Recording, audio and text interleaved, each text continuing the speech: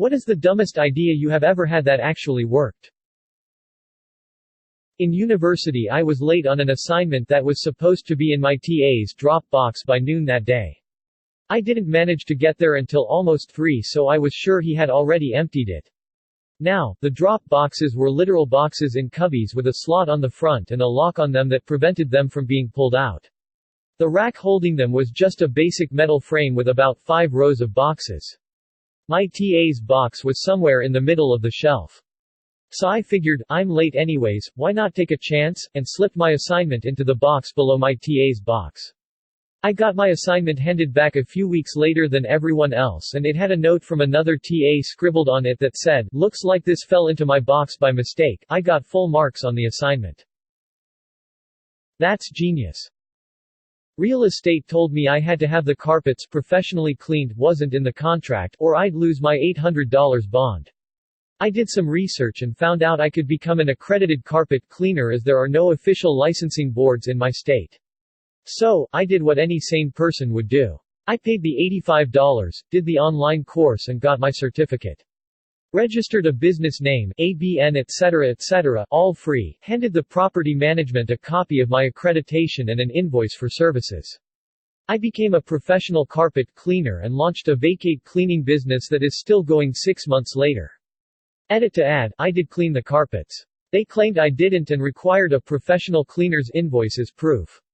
So I gave them the proof. I did not charge the real estate agency, it was a copy of the invoice they claimed to require. I do professional housekeeping and cleaning for vacating a property at the end of lease to ensure you get maximum bond back. I help people who are being unfairly treated by their property management and advise them on what steps to take in regards to cleaning, repairs etc. With the return of the bond, and some smart shopping, I was able to purchase my own equipment to continue the job. I then claimed those costs back on tax. I wrote this and fell asleep, so waking up to a bunch of silvers and a gold is pretty damn cool. See, thank you Reddit and your love for spite.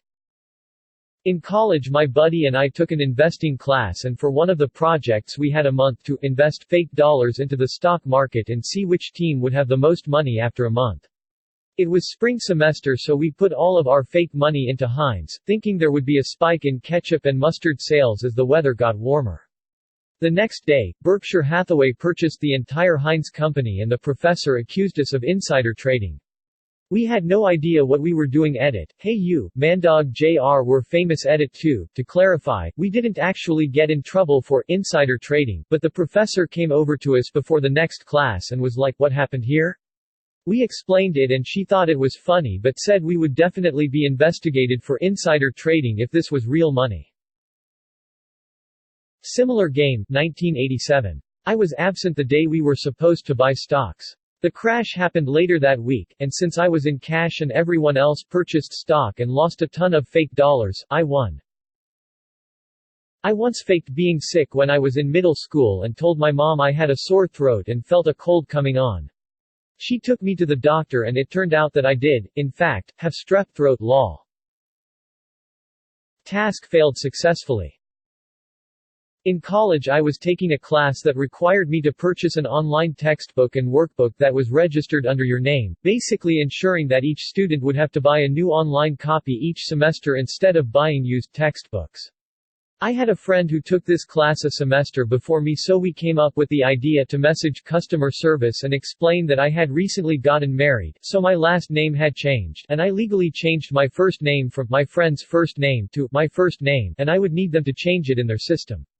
It totally worked and the rep even congratulated me on my marriage. I think it's nearly criminal to enforce students to buy new books instead of used ones. Especially when it's the professor's own textbook. Back in high school, I stopped by one of my teacher's rooms after class to ask him some questions about our homework. When I walked in, I noticed he was grading some of our tests. Of note, all of his tests were made up of multiple choice, true, false, or matching, and all of the answers were bubbled in. What I noticed was that instead of using an answer key to grade, he was just placing a stencil over the paper with the correct bubble punched out.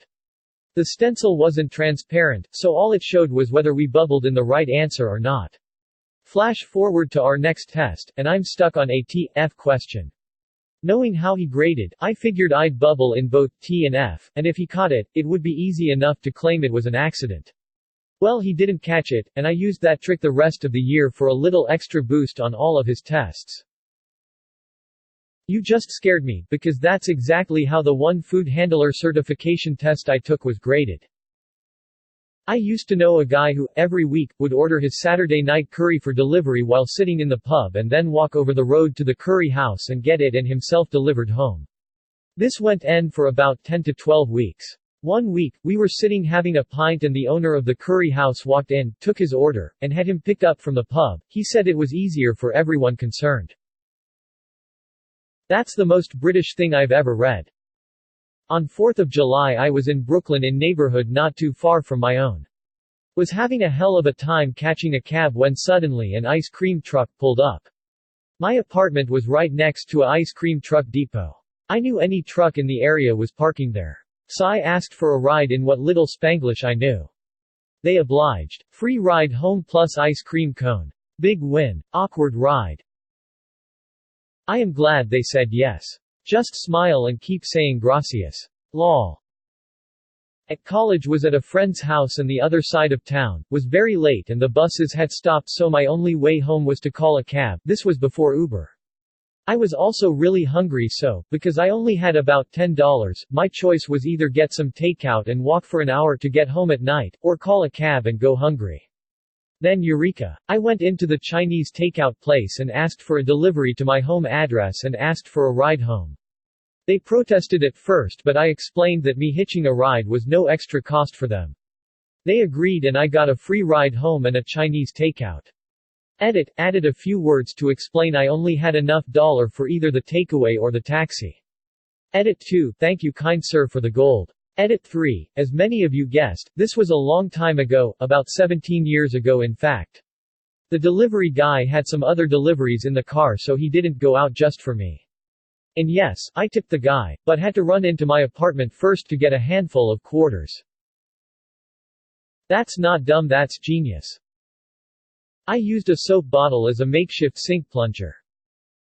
And this worked? I'm impressed. Bobcat tire blew during a job. Had another tire, but no jack. Positioned the Bobcat behind a dump truck. Bobcat then tries to lift the ass end of the dump truck. Dump truck hella heavy, Bobcat lifted itself instead, tire changed and back to work. That sounds like a good way to end up crushed by a skid steer. Breaking into my own house through the kitchen window using a piece of wire and a wooden table after I was locked out. I want to hear how the frack you did this. Bet my husband I could fix the dent in the car with a plunger. It worked. Edit, it is clear I should have used a massive suction dildo instead. Till.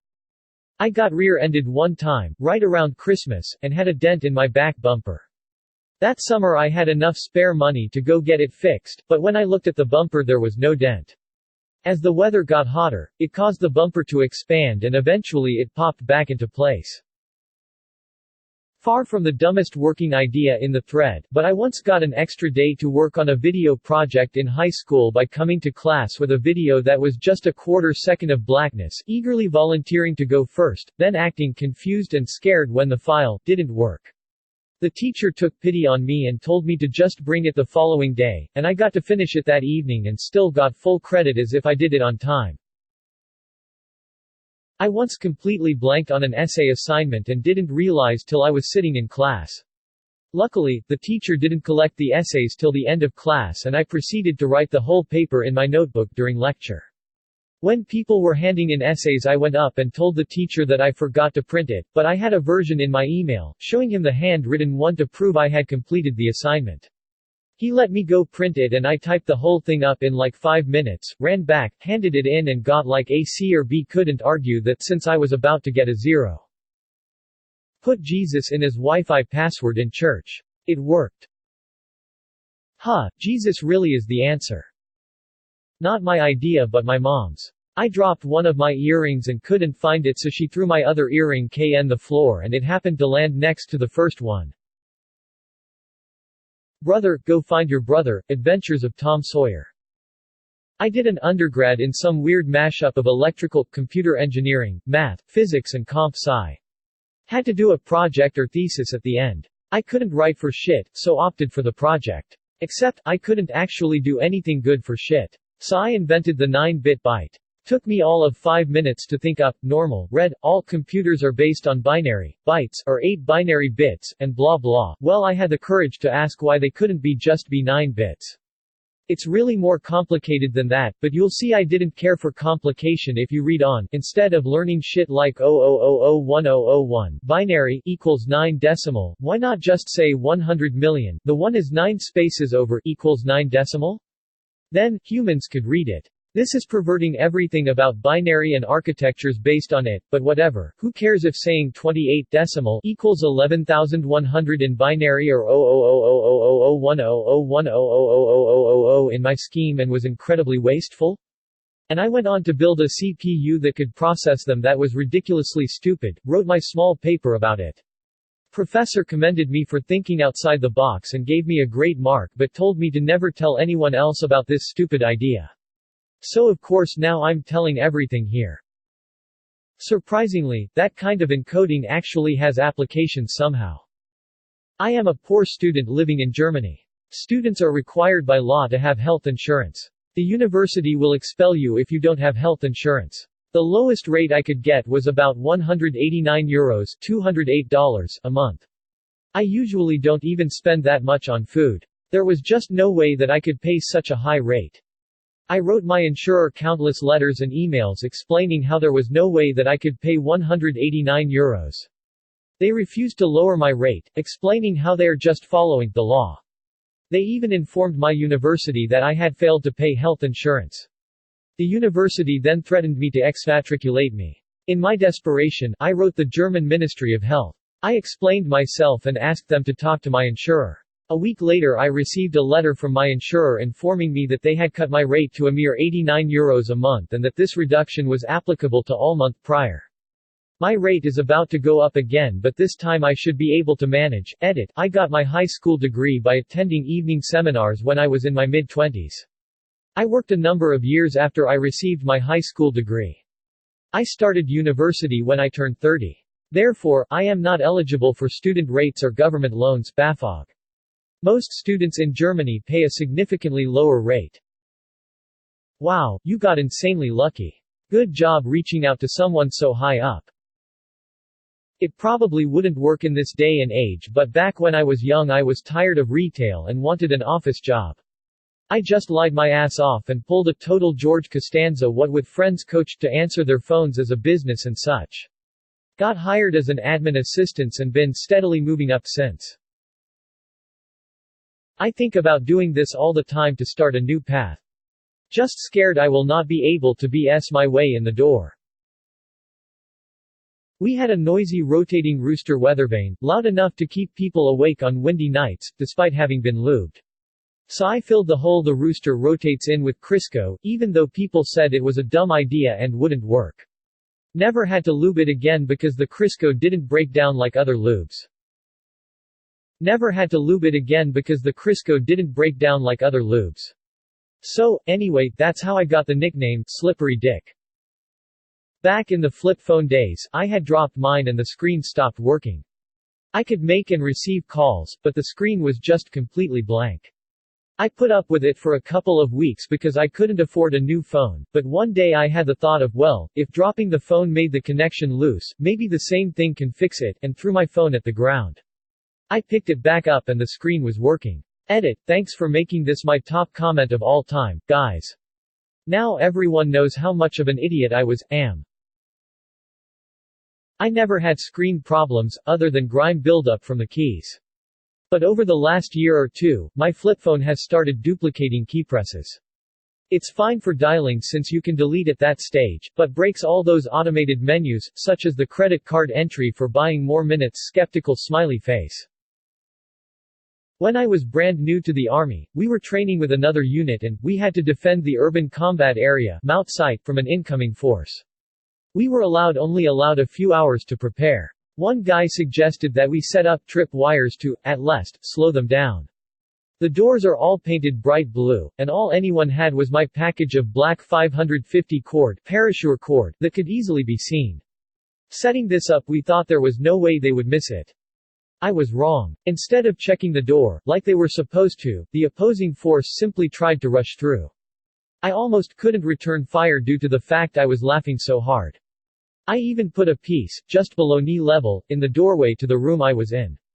I turned around when I heard people falling over each other. I looked and almost the entire squad was crawling on top of each other trying to get up. I put my weapon on burst and emptied the magazine. Then fumbled with my last one as I started to laugh even harder than before. After I blindly fired down the hallway, I just leaned against the wall and the entire group and myself just looked at the scene and started laughing. Then their platoon leader came running in and tripped over the same cord. At this point I was done. Put my weapon on safe, put it against the wall, and tried not to piss my pants over the whole situation. We were at a friend's house about to cook a roast. It needed to be patted dry with paper towel, but he was all out. I semi-jokingly suggested using a couple slices of bread. We all chuckled at the idea. It worked perfectly. I might do this on purpose the next time I cook meat that needs to be patted dry, thanks for the idea. One time I sent a letter to a local address by putting the return address as the address I wanted it to go to, not putting postage, and dropping it off in a public mailbox. Went to them, returned to sender due to insufficient postage. Mail fraud. In my senior year of high school, we had to spend our final quarter doing mandatory volunteer work to graduate. I was placed at a head start in my city, and while some of the kids I worked with were great, there was one, Brandon, who was an absolute nightmare. 20 months old, endless energy, no empathy, no speech beyond a few words, and no ability to recognize pain in other children. At nap time, someone always had to be sitting next to his cot, as he would otherwise just get up and run around, sometimes hitting the other sleeping kids, if he could get away with it. He would be a spiteful little shit and repeatedly stick his feet out from under his blanket after you pushed it back in, like it was a game. One day I got so frustrated trying to get this brat to sleep that I basically just laid him down flat, arms and legs together, and closely tucked his blanket in under him from top to bottom like a burrito. To my overwhelming joy, he made no attempt to escape and was asleep within 2 minutes. I repeated this tactic over the next few days with the same results. It worked. Brandon would sleep. One of the actual workers there saw me doing this to him one day, and asked me what I was doing. I explained the process, but she was skeptical until I showed her just how quickly Brandon would chill out. I swear, her face lit up like I had just given her the most life-changing advice ever. Oh my god, Docness, you're right, he actually falls asleep. Hit the router, slap thanks. If in doubt, give it a clout, words that I will forever live by. Was really desperate to leave past employer after 15 years. Had been applying and interviewing and striking out.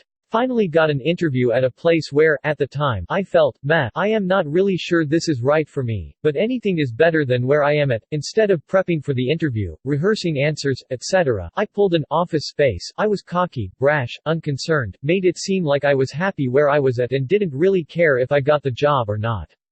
They called me back the next week and I waited a week to return their call. Same deal with the second interview.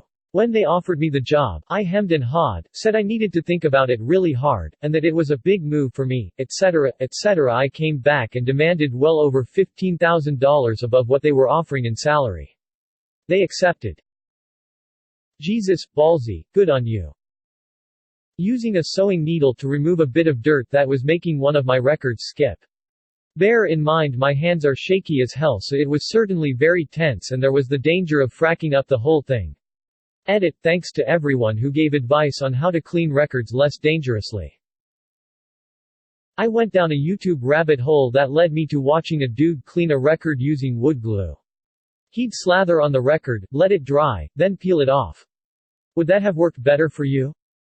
This idea could have easily gotten me fired if it went wrong. I was working as art director at an animation studio, making videos for clients. One client was especially pesky about the use of yellow in the background. They wanted it to be that of their logo, which was this horrible neon piss yellow. We advised against it, but after numerous calls we had to cave and gave a version with that color. They hated it, and asked for a change. What followed were 12 versions with numerous calls in between tweaking the color over and over. Eventually I got tired of it and just sent the original version again. I didn't even bother to rename the file. The client said, "This looks exactly the way I wanted, thank you." How that ever went right I still have no idea. I used to work in real estate advertising, and those type of folks are the worst. What do you want? I oh no. But it ain't that. Are you fucking serious, RN? I forgot to bring a resume to a job interview, but I had an index card in my bag. I cut the index card in half and wrote my name, my contact info, and creative problem solver in my best handwriting, and gave a copy of my business card to both the interviewers. I got the job. I mean, you weren't lying. Our power was out due to a storm. I had a camp stove to use for boiling water to make a coffee pour through, but I couldn't use my electric grinder for the coffee beans. I tried fashioning a mortar and pestle but it was taking too long.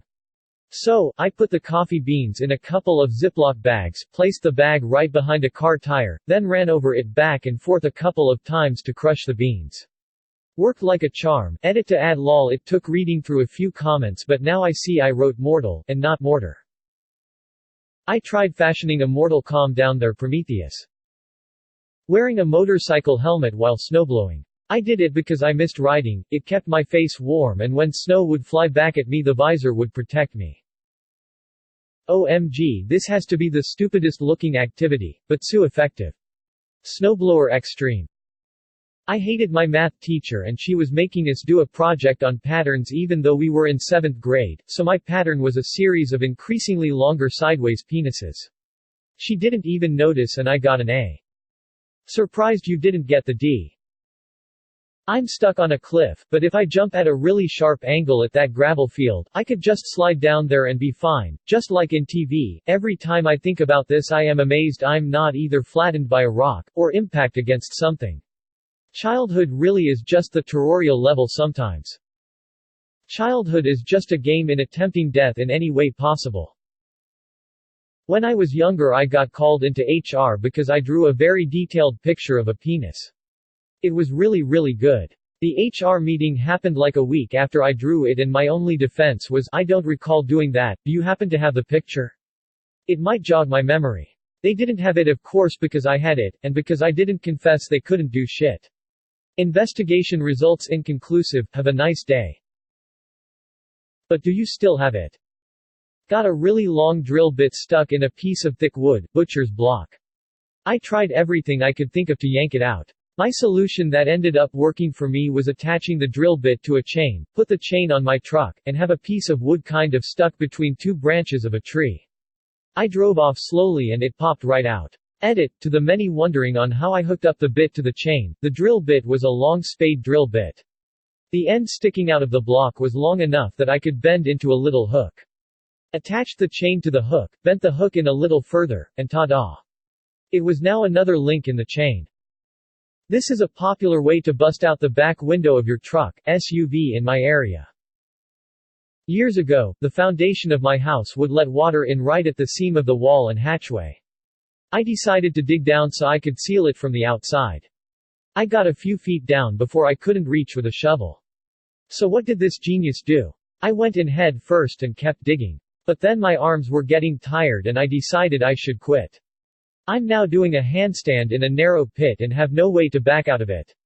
I live far enough from neighbors that yelling would do nothing. After a few minutes of coming to terms with the fact that this is how I die at 28 years old, I decide I will try to walk up the foundation wall with my hands one last time, and it worked.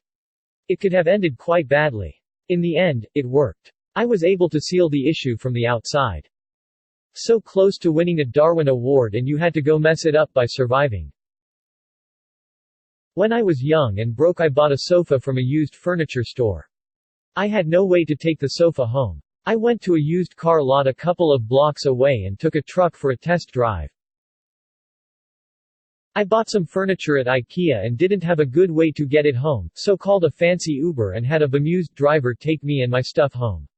He even offered to help load and unload everything. Years ago I remember applying to a bunch of copywriting jobs and feeling frustrated because I wasn't hearing back from any of the places I was applying. It was especially frustrating because I was putting in all this time on cover letters and I felt like nobody was even reading them, so I said, fuck it, I'm gonna write one that is ridiculous, that is more me. I absolutely thought it was a dumb idea and never imagined that it would work, but somehow it did. I applied with this cover letter, and the subject line, copywriter, will work for beer, to a job that I was underqualified for. It managed to catch the eye of the headhunter for the ad agency and was enough to get me an interview. Shortly after that I was hired and ended up working there for a few years. However, this probably wouldn't work everywhere, but it fit the culture of the agency. Plus the job listing said that I would be working for beer brands as clients and that free beer was a perk of the job. I legit cannot believe this worked. I do not do cocaine. Please subscribe. Multiple videos uploaded daily.